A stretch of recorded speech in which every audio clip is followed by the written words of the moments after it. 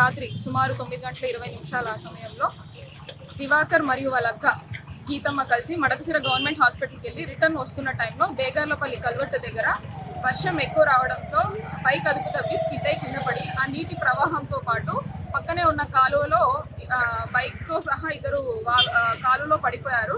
ఆ నీటి ప్రవాహంతో ఆమెకు మునిగిపోయారు. సో వాళ్ళ బ్రదర్ ఏమో దగ్గరున్న చెట్టు కొమ్మలు పట్టుకొని పైకి వచ్చినాడు.